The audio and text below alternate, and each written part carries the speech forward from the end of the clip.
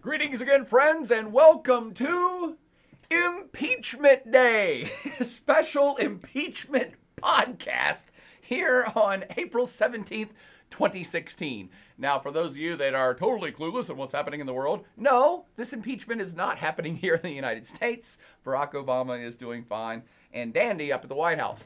This is an impeachment vote that is occurring down in Brazil, and the embattled president, Dilma Rousseff, is very likely to be impeached and therefore thrown out of office here in 2016.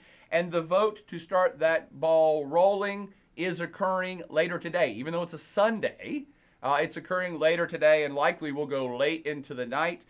This is a historic time in Brazil. It's a very divided society. There are currently protests, pro-Dilma protests and anti-Dilma protests occurring all over the country. So what the heck is going on here? How did Brazil, the darling of the international community of economics and investment 5 years ago, suddenly be gridlocked politically and falling off of a cliff economically? And what's that got to do with Dilma Rousseff, the first woman president of Brazil, being impeached? Believe it or not, it's all related. Of course you believe that, because everything is always related here in the Plot Adventures world. So let's kind of get to some of the facts. Because this is an update podcast, I've been following the downfall of the Rousseff government for several years now. And by the way, BTW on the side, I like Dilma Rousseff. I should just state this up front, so I can be on the up and up, so you know my political stand on these things. I think she is a decent president. I believe she is a decent human being. She has actually not been accused of any criminal wrongdoings or criminal charges. She's being impeached actually on kind of a technicality, even though it's probably going to pass. So I want you to understand that when I am saying the downfall of the Rousseff government, I'm not suggesting finally they've got these bad guys. No, it really is that Brazil is such a divided society and there's so much angst and fury in the country right now that this government is likely to be toppled by what we're going to call a soft political coup. There's not going to be no military coup, but people are just so frustrated and angry in Brazil right now, they're taking out all of their anger on this government, and the impeachment is likely to happen. Most of the polling that's taken place for the last several days has suggested, yes, that the majority of Brazilians want Dilma Rousseff to step down / be impeached, since she won't willingly step down. And it looks like a majority of lawmakers who are voting on this are also now in that camp as well, which is why it's probably going to go forward. Again, to give you the quick update, this vote is occurring today, Sunday, April 17th. It will likely go well into the night, and the results probably won't even be known until tomorrow. But I wanted to go ahead and give you an update podcast to give you my feelings on it before we see what happens. So what's going on here? What is she up for? How is this process going to work, and what is she being impeached for? And how does that relate to the last 3 years of protest? So what's going to happen today is the lower house of Congress is voting to start the impeachment proceedings. Again, it's going to go right down to the wire. They have to actually physically, I think there's about 500 people in the lower house, have to call in one by one. They'll call out their names and they'll say yay or nay in favor of impeachment. And it's actually too close to call right now. Many analysts are speculating it's going to pass. And that doesn't mean she's immediately impeached by tomorrow and thrown out. This is starting the impeachment process. She's officially going to be basically charged, although it's not a criminal court, but she's going to be impeached, which means that she will be suspended from her position while the trial takes place of whether she's going to be thrown from office or not. And I think that's like 180 days that this trial is going to span. So she, if it goes through tonight, she will be removed from office or kind of suspended from office. The vice president of the country will take over and be in charge of Brazil. But I will throw in this interesting fact that Brazil is set to host the Olympics this year, still. And this has to be a historic moment that the Olympics will be held in a country who's led by a non-elected official. So they will not have an elected president residing over the country when the 2016 Olympics happens if this vote goes through. Okay, with me so far? All right, so what is she being impeached for? Some sort of horrific corruption, criminal, scandalous thing? No, not at all. She is being impeached on the grounds that she violated the fiscal responsibility law. Basically, Brazil passed a Balanced Budget Act, which has been talked about in the United States and maybe even passed at one point, but then repealed later, which says that, hey, every year that the president makes up a budget and it gets passed through Congress and signed into a law, it's the budget for the year, that it has to be balanced, it has to be fiscally responsible, and it all has to be on the up and up.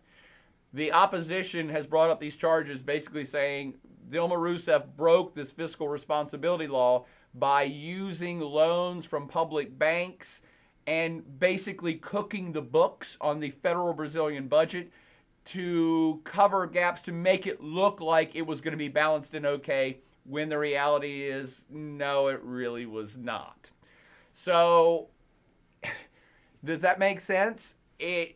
No criminal charges, not even, you won't even call that really corruption. She cooked the books to make the numbers look better so she could get her budget passed, so she could still get the funding that she wanted for, say, educational stuff or healthcare stuff or building roads or building stadiums for the 2016 Olympics. I don't want to make light of this, but you do have to understand that this impeachment vote is going forward on basically a technicality, as it were.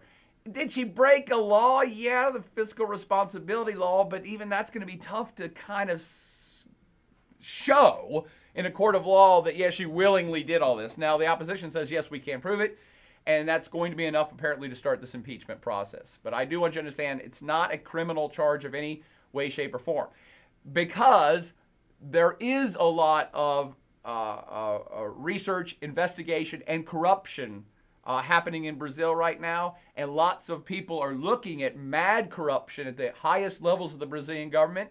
So you probably heard about some of that in the news, but that's not what she's being impeached for. She's been implicated in some of that corruption, but actually no one has ever really suggested that she would be charged with any of the nastier stuff that's being investigated in Brazil right now.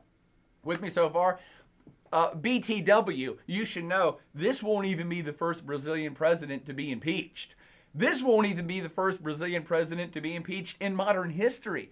Back in 1992, they had President Collor that was in charge, and they impeached him and threw him out, and that was based on a massive corruption scheme and fraud, and he faced criminal charges and was thrown out of office. Dilma is being accused of administrative fraud, for lack of a better word. All right? So, why would Brazil be getting ready to throw its elected president out of office on administrative fraud? And again, I'm not making light of this charge, but I don't know. I'm a realist. And you gotta think that presidents and prime ministers and budget folks the world over kind of fudge the numbers all the time to make things work. So is she alone in perhaps doing this, even if it's proven that she did do it? Hell no, she's not alone in doing it. So why would the Brazilian populace and lawmakers be so furious as they want to throw out their elected official and Brazil's first elected woman president during the year they're hosting the Olympics? I mean, this is kind of a big debacle. That's why it's a really big deal in Brazil. Because I think what you're seeing here with this impeachment process is a culmination of just rage and fury within the Brazilian electorate that simply is being vented towards the current government. Again, I'm not saying that these people are angels. I'm not defending the Rousseff folks. However, they ain't done nothing that terribly wrong, nor that terribly different than any other politicians in Brazilian history. What's been going on is a slow motion buildup of rage within the Brazilian society that has now exploded, and there's nowhere else for it to be vented at except the government. So what's this rage all about that I'm referencing? for those that have seen the prior podcast, I actually did a podcast from Rio de Janeiro a few years ago where protests had broken out in Rio leading up to the World Cup that Brazil was hosting. And the protests started over the rise of bus fares in Rio. And for outsiders, people are like, why would hundreds of thousands or millions of people be marching because the bus fare went up by a dime? It wasn't about the bus fare. It was angst within the Brazilian population that their government, which is seen as wildly corrupt, and most Brazilians don't trust their government to be spending their tax dollars properly or doing the right thing at all, and a Brazilian government which regularly jails its congresspeople and senators for fraud, for corruption, for taking money, for being tied to big business. Happens all the time. So there is this, again, very popular conception within the Brazilian electorate that these people are all crooks and they're mismanaging all of this money. And here, and this is a few years ago, the government is spending billions of dollars to build soccer stadiums for the World Cup. And they're now spending billions of dollars for stadiums for the World Olympics. Meanwhile, Brazilian education system's not very good. The healthcare system's not that good. The road network's not that good. So Brazilians have every right to say, WTF? How are we spending all of this money on all of this stuff which does not help our society at all? And to help pay for it, you're raising the bus fares on us poor Brazilians. That's what sparked the protest 3 years ago. And those never really went away, by the way, because not only did they pull off the World Cup soccer stuff, football, whatever, but they've continued, they kept spending money to do the World Cup, but they've been spending money ever since on the Olympics. So that low-level protest has never gone away for years, and people have been rightly perhaps upset that their government, their corrupt government that's been on the take, has been spending money in their eyes in all the wrong ways. So that's, I think, main foundational stone of this angst, part one, is, wow, we are a society that should be way richer and doing way better, and our government is spending money on all this other crazy stuff and not on us, the people, right? Two is the corruption thing. And again, these are all kind of interwoven, but I've referenced it now. And there is corruption within the Brazilian political machine at, I won't say the highest levels on planet Earth, but they're right on up there in the corruption index. Looking at all the countries of planet Earth, Brazil is, I don't know, top 10, top 20 most corrupt political systems on the planet.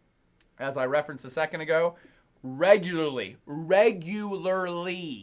senators, congresspeople, cabinet post officials from the federal government down to state governments regularly are investigated and jailed for corruption. Those are the ones they catch. Everybody assumes that everybody's on the take, and they just randomly catch a few of them every year. So there is this, again, societal angst about the endemic levels of corruption from the top down in Brazilian society. And it goes all the way down, again, to state and local levels. And the Brazilian police, and you can pick whichever city you're in, are kind of routinely thought of as some of the most corrupt police forces on planet Earth and some of the most violent. And even the Brazilian prison system is some of the most corrupt prison systems on planet Earth and most violent.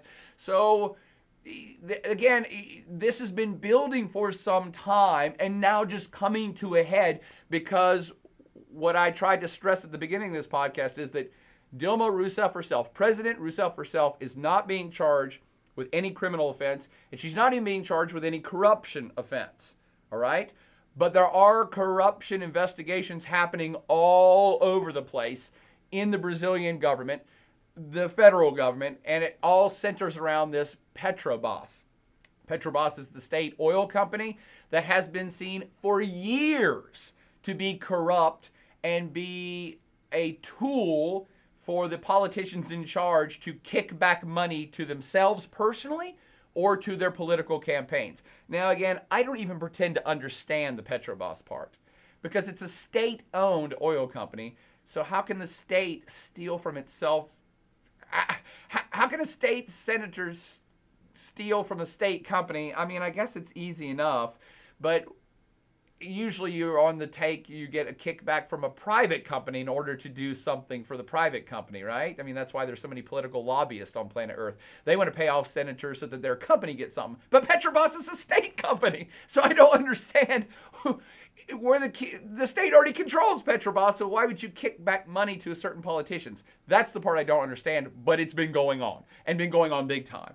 And in the last month alone, they've opened up a bigger probe. They've cast a wider net looking at the scandal around Petrobras of how many politicians did get gifts or money from the state-owned Petrobras company. And basically, that's like stealing money from the people because it's a state-owned company. So it's not even that, Exxon or Shell went and paid off a Brazilian legislator because that's their money. This is Petrobras, state money that was being paid to a state senator or a state president. And that's stealing from the people. So that's why it's a much bigger deal. And they're starting to cast a much wider net in looking at, okay, this has gotten way out of hand. We're going to start naming names and looking at who got money from Petrobras and where this money went to. I bring that up because I want you to understand and know some other names here, and that is that the former president, Lula da Silva, was implicated about a month ago. March 5th, he was brought in for questioning. Lula da Silva, here's a picture of him. He is the former president of Brazil. He groomed current President Dilma Rousseff to take his place, which she did. Lula da Silva is possibly one of Brazil's most popular presidents ever. And possibly when he was in office from, 2003 to 2013, he was possibly one of the most popular politicians on the planet. And Brazil did awesome for the 10 years he was in charge. That's the exact decade that Brazil started booming and selling lots of commodities and industrializing more and exporting more, and lots of money came into Brazil when he was president, and their economy did awesome. It's one of the reasons they joined the BRICS. It's one of the reasons why people all over planet Earth were buying the Brazilian real. That's their monetary unit, because it was going up in value. It was a good investment. All this international investment came into Brazil. That's why they got the World Cup and the Olympics bids, because they were an economy and a society going up. And everybody's like, wow, it's super hot right now. And so when he left office a few years ago, his party, the Workers' Party, I think it's PT is the Portuguese acronym for it. The Workers' Party has been large and in charge in Brazil for like 14 or 15 years since Lula da Silva won the presidency back in 2003, I think. So it's been a very big deal that now, again, he's wildly popular. And center-left to kind of full-on left side of the political spectrum, as is Dilma Rousseff, his predecessor.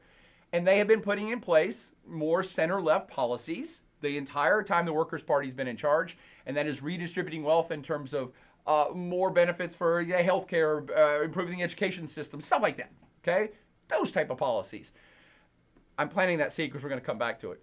But when he was in charge, Brazilian society as a whole did get elevated, okay? Not just the rich people got richer, but the middle class got bigger, got more middly, all right? And there's still lots of impoverished people in Brazil, but they were working towards it. That's what the Workers' Party policies have been for over a decade. Are you with me? And he was super popular. March 5th, he was called in and basically house arrested to be questioned about Petrobras scandal and how much money he took out of it. Again, I think specifically he was charged with receiving a beach house or money to renovate his beach house. Something of that true corruption charges that you got money kicked back to you from this organization. To do what? I don't know. But that is a separate charge. He denies all charges and says this is completely politically motivated. This is all nonsense. However, as soon as he was released, okay, he went out and made public statements, and people were protesting in his favor. There again, he was a very popular president, and people came out to the streets by the hundreds of thousands saying, this is scandalous. He's being dragged through the mud for no reason. He's our former president. We love him, and the country did well under him. But now he's being dragged through the mud too. And just within a couple weeks of this investigation of Lula specifically, Dilma Rousseff offered him a cabinet post. And I'm cringing now because by offering him a cabinet post in her government, she would be effectively shielding him from further investigation.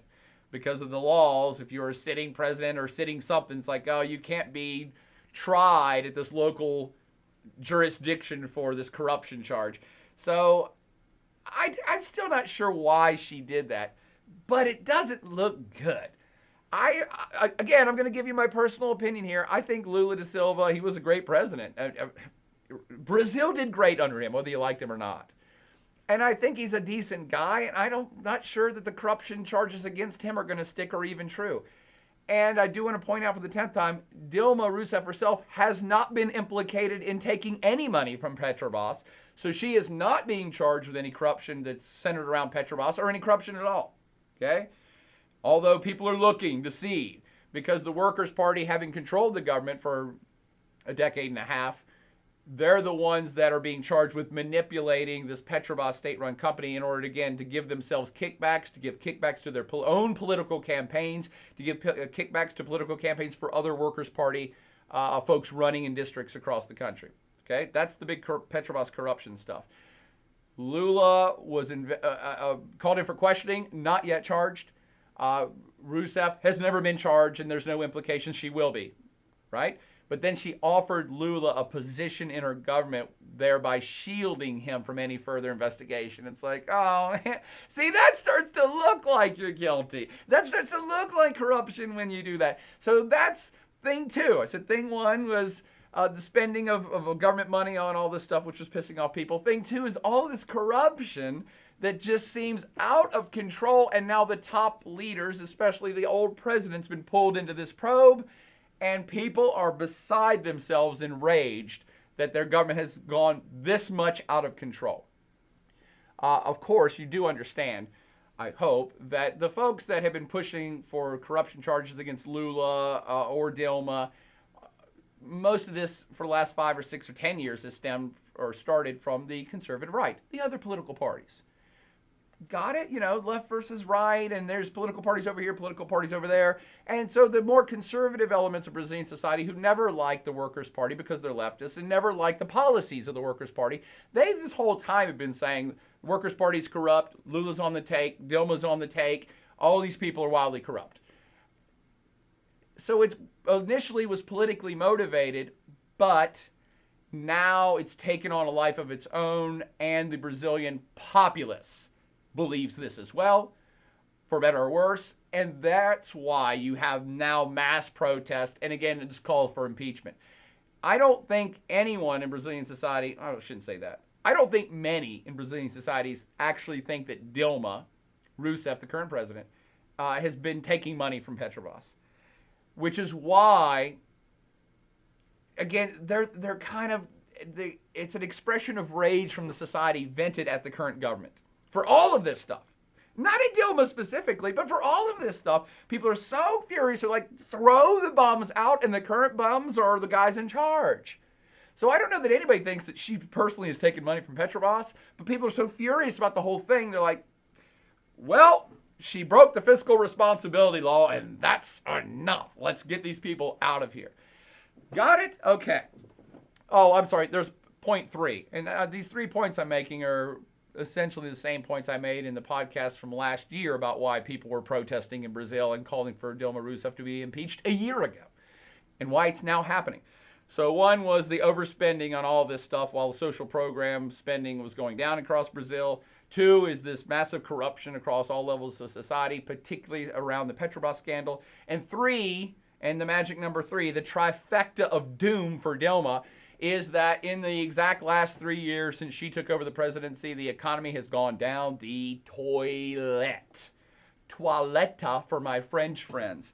So it really is, and I don't believe anybody thinks it's personally Dilma Rousseff's fault that the Brazilian economy went down the toilet, because it was doing really well, but signs of slowdown were already occurring before she took office, and then you had a global recession. And you had a Chinese slowdown in their economy. Why is that important? Because when the Chinese economy slows down, they don't buy as much stuff from places like Brazil. So this perfect storm just kind of aligned against the Brazilian economy in the last few years. And Dilma Rousseff just happens to be in charge of the perfect storm of it going downhill. So you've had what's full-on recession in the Brazilian economy now. It's possibly shrinking, not even, it might be growing, but it's growing so slowly, it's not good enough. Unemployment has gone way, way up in the last 3 years. Inflation has gone way, way up in the last 3 years. So everything has aligned to make it appear as if Dilma Rousseff is like the worst president in the history of humankind, when the reality is that she's just in the wrong place at the wrong time. And the fury of the populace just will not let it go, and therefore she's going to go. Whether the replacement's going to be able to fix any of this, that's anybody's guess as well. So let me wrap up, just as I always do, challenging you to think about the bigger picture here as well. Is this just a Brazilian thing, and so who cares? That's Brazil's business, and it won't affect anything else. No, it actually is to me, it's a really big deal, because what you're seeing is a move to the right in Latin America. And that's freaking new, man. That's really a big deal. For those of you that are in World Regions class or have taken World Regional Geography from me in the last 2 decades, you know that one of the prevalent themes of Latin America was its shift to the left. And that most of its leaders were left-leaning, and that they were experimenting with more full-on socialist policies in places like Cuba, which is full-on communist maybe, but places like Venezuela, Bolivia, even Chile to a lesser extent, Argentina, which all had left-leaning politicians, which to a greater or lesser extent were implementing more socialist-based policy. And Brazil was right in the middle of that too. And what has happened, literally, I want you to note this, just in like the last 6 months. What's been happening in Latin America?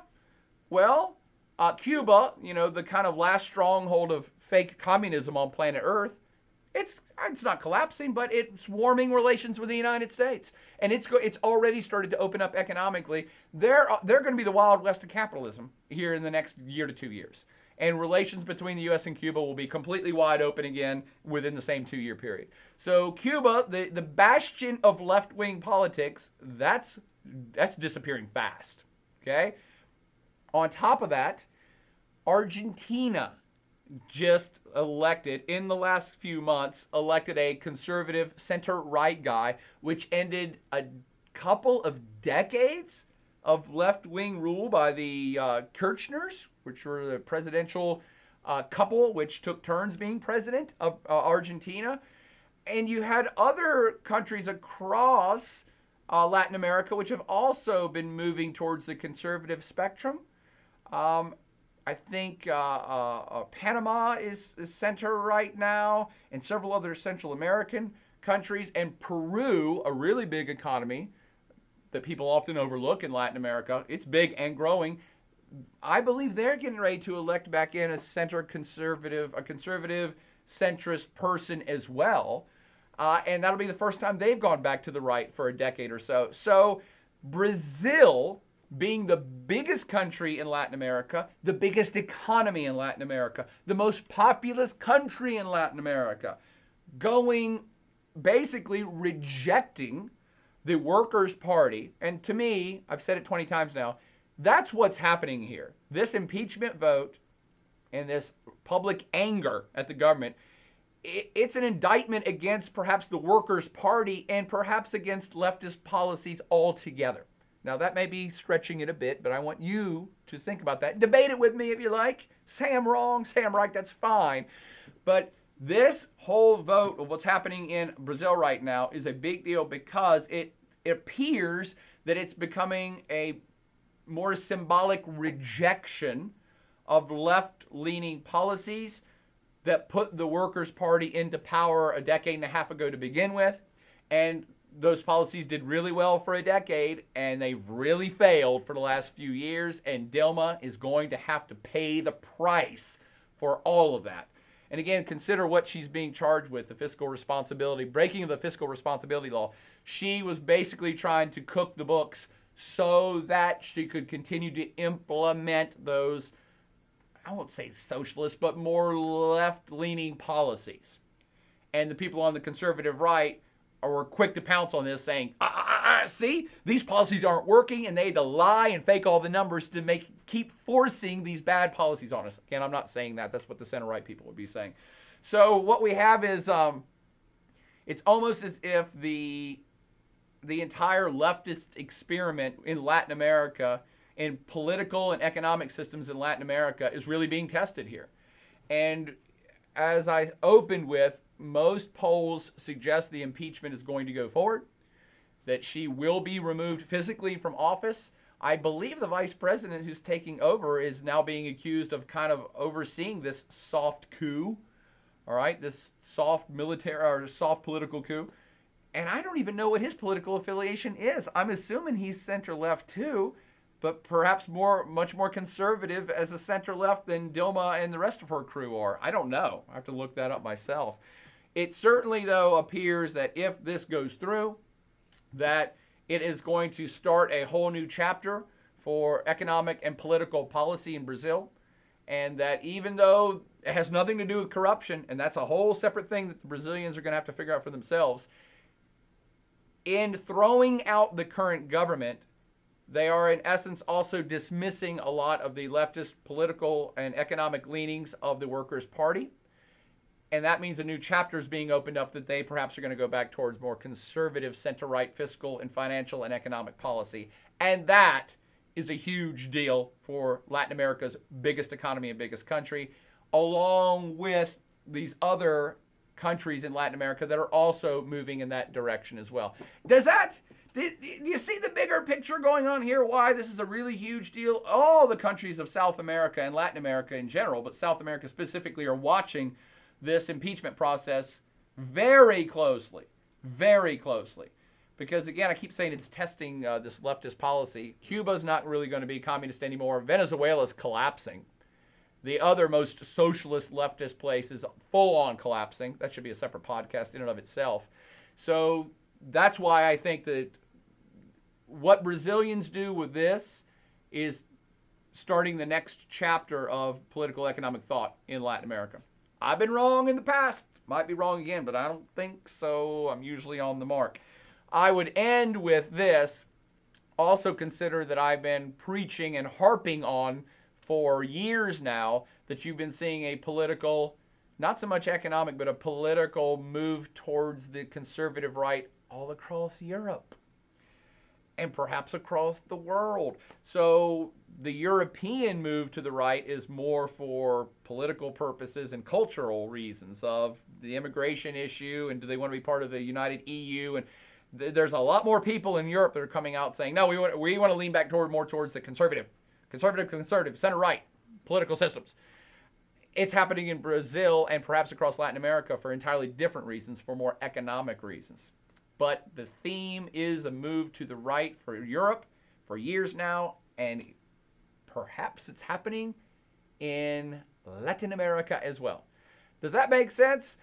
It will be known by tomorrow whether Dilma Rousseff, current president of Brazil, will be impeached. You'll know the results tomorrow.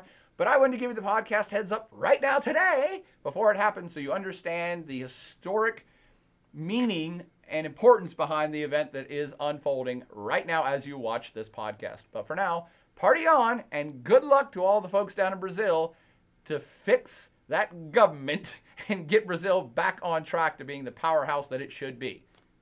September 1st, 2016, impeachment update. The podcast you just watched was from about 4 months ago. So what's happened since then? Well, the Olympics happened pretty much flawlessly, except for that whole Zika virus thing and even that Lion Orion Locte virus thing. More importantly, though, very recent events. Wednesday, August 31st, 2016, Dilma Rousseff was officially impeached by the Brazilian Senate and thrown from office. The second Brazilian president to have this happen to in the last 30 years. The Senate voted 61-20 to convict Mrs. Rousseff of charges of manipulating the federal budget in an effort to conceal the nation's mounting economic problems. And they are huge. New president alert. The new president of Brazil is one Michael Temer, 75 years old, who was serving as the interim president during this whole impeachment process. He also served as Dilma Rousseff's vice president before very recently breaking up politically with her this year, and is now expected to remain in office into the end of the current term, which is 2018, if even he can last that long. Why would I suggest that? Because Temer himself is under investigation on massive corruption charges, both through the whole Petrobras scandal I've referenced, but also through bribery charges as well as illicit campaign activities. In fact, his whole political party, which is a more centrist party called the Brazilian Democratic Movement, that has worked in tandem with the Workers' Party, that was Dilma's party. They've worked in tandem for over a decade on policy, but the Brazilian Democratic Movement, they are just as guilty and entrenched just as deeply in all of the corruption chaos that's been plaguing the Brazilian government for over a decade. So he himself, along with a whole slew of other top officials in the Brazilian government, are still under investigation. Will he even make it to 2018? I don't know. It's anybody's guess. But that is the state of the Brazilian state right now. In a word, to summarize this mess,